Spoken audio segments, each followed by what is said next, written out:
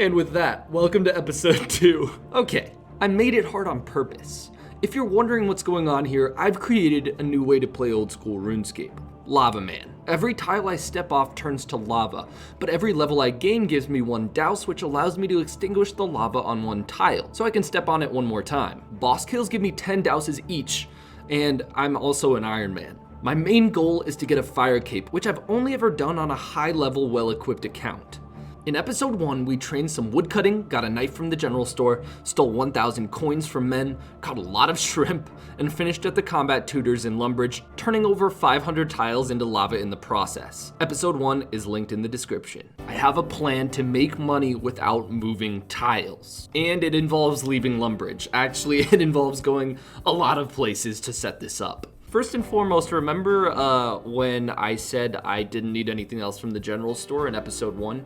Well, I needed a chisel. So we've headed over to Domic's crafting shop in Archery, and I also picked up a needle and some thread. But I also got over 1,000 GP in the first episode, and that's for something specific. A huge upgrade, aka a mithril scimitar, which is why I'm at Zeke. Now I actually have a long way to walk. I need to get to the dig site. To make GP without moving, I'm gonna need 20 crafting. But I haven't figured out a way to train crafting without moving or using a lot of douses. Like picking up a full inventory of cow hides, tanning them into leather, and then crafting that, and repeating that process 5 to 6 times to get 20 crafting would actually require a decent number of douses. Spinning flax, same deal. But I finally found another way. I need to run an errand in Varrock first though, because I also need a cup of tea. Cup of tea acquired. Ooh. I have made a mess of the east entrance to Varrock. Sorry, a happy accident. At this point, I headed back southeast of the Varrock East mines through a little gate.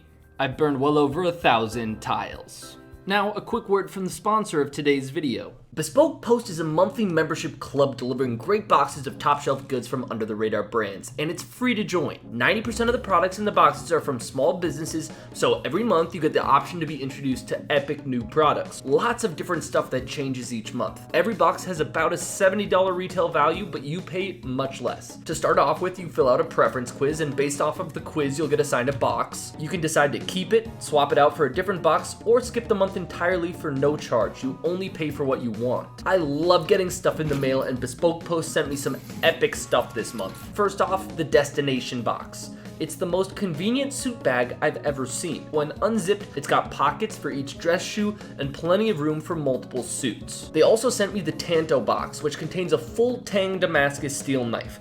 I love to go camping, so I'll be putting this to good use. There are, of course, plenty of other options too. So, to get 20% off your first box, click the link in the description and enter sirpugger20 at checkout, or go to bespokepost.com/sirpugger. We made it to the dig site. First order of business, I need to collect a panning tray. Now I can bribe the panning guide with a cup of tea to let me pan here without even starting the quest. I can pan at the panning point, which doesn't move at all, which gives me a few things. One, something I wasn't planning on, it gives me 2 fishing XP and 2 mining XP. But more importantly, there's like a 1 in 6 total chance I get either an uncut opal or an uncut jade. Uncut opals require 1 crafting to cut. Uncut jades require 13. So I can sit here basically fishing for gems and then cut them to train my crafting up to 20.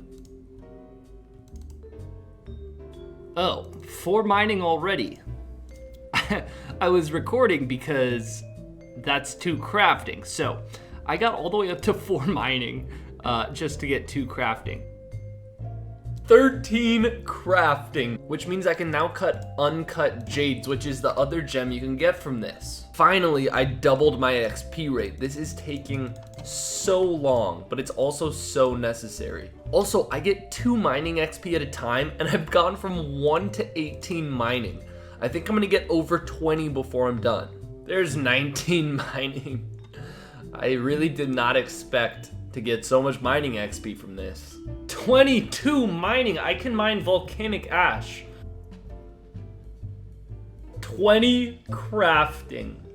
I've definitely spent a fair bit of time here, but that's finally coming to an end. I can now cut sapphires. Also, by the way, my crushed to cut rate on this inventory, insanely high. Well, I've jinxed it, but still, it's like supposed to be 45, 55 odds. Now we just have to get out of here. Really, there's a lot of open space for me to walk around. The only real problem is the bottlenecks, the gates. Lots of areas of RuneScape are sectioned off by random fences or hedges, but it's pretty low pressure walking through large fields. I'm not gonna be going through this gate again without dousing any tiles. We have some very important business back in Archery.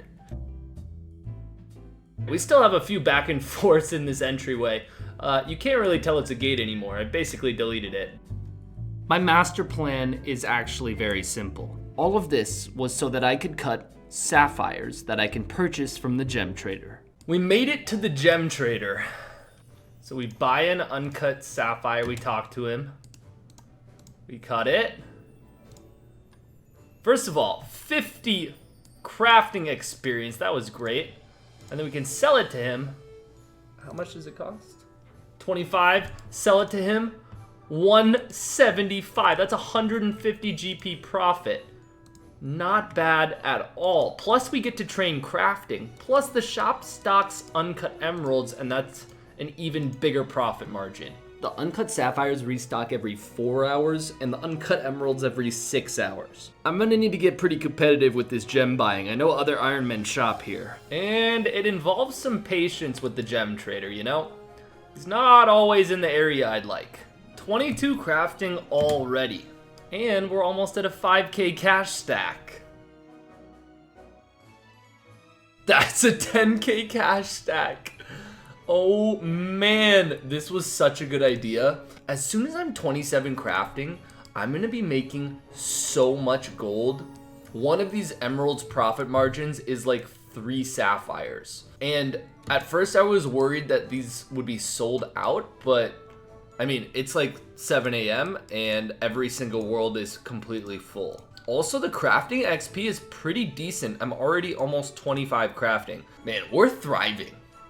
This is another spot that I just like don't want to leave, right? It's unlimited gold. It's really a thing of beauty. Like Ollie the camel here. Oh my god, you're ugly. Sorry, Ollie. There's 27 crafting. That went by so quickly. Look at this. I've been storing up emeralds just so I can get some big profit and lots of XP as soon as we get 27. Okay, so now I can sell these for 350 GP. Look at that. That's a 300 GP profit margin. 30 crafting coming in. This should be the last gem before we hit 100,000 gold pieces. It's safe to say the money-making operation's working. However, I'm gonna need a lot more than 100K. 47 crafting. Oh man, and I have over 250,000 GP. It's been over a full week since I got here. The gem trader is a great resource, but I think I've outgrown him. What I really think is it's time to go shopping, which also means we need to go back to Varrock. Wow, this looks like pure chaos. I need to start planning out how many routes I have back and forth now. It looks like we still have a significant number to get through this gate, fortunately.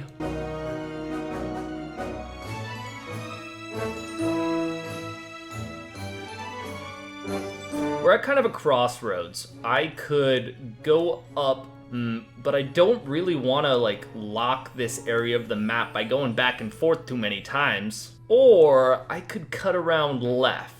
I think I don't want to go near the Dark Wizards, and this path right here is pretty narrow. So I kind of have to go right. This is such a weird way to play this game. Holy.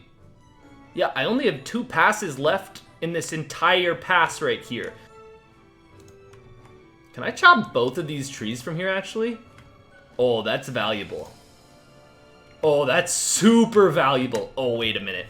Here's the thing. I have 15 woodcutting, but I only have 5 fletching. It takes forever to wait for normal logs to spawn back in. So the fact that I can get 2 normal logs per time I hop worlds is Incredible. I might actually stay here for a hot sec. Obviously, there are definitely other locations that have 2 normal tree spawns, but I might as well get 15 fletching so I can fletch those oak logs.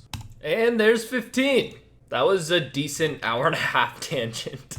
As I was saying, there's only 2 more paths on this side. I can't believe who did that. These are the first effects of Lava Man restricting me.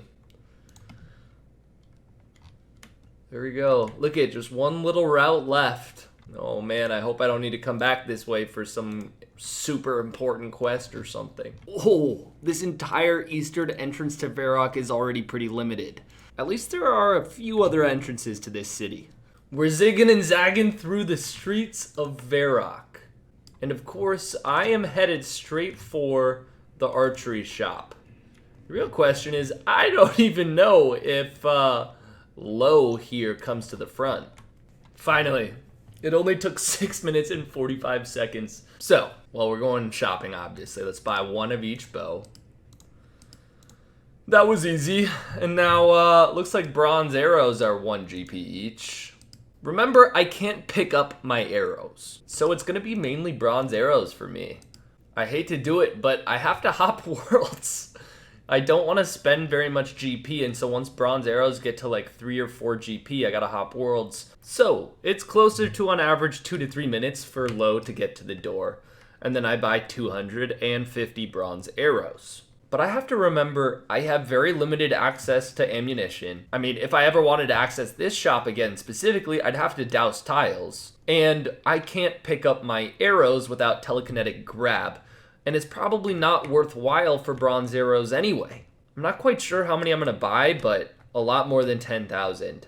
I had purchased almost 20,000 bronze arrows, and I am done. I'm not hopping worlds and waiting for Low anymore. Is 6 their max price? Oh, let's go. We're done here. I'm gonna need more arrows than this, but I'm gonna figure it out when I get there. 21,000 is a lot of arrows. Now, I'm gonna be super careful to not go anywhere where someone teleporting to Varrock might land, so that I can still teleport to Varrock. And he's waiting for me. That was so simple. Now, do I buy all of the staffs? Definitely need a Staff of Fire. Okay, just in case, I'm gonna get a Staff of Air too. Jeez, I've really already made a mess of this, huh? Once again, we can't go anywhere near that Varrock teleport region. I guess, let's see, I have 232 douses. Like, worst case scenario, I could use some douses. I might be playing a little bit conservatively, but then again, they're so valuable, I don't want to touch them.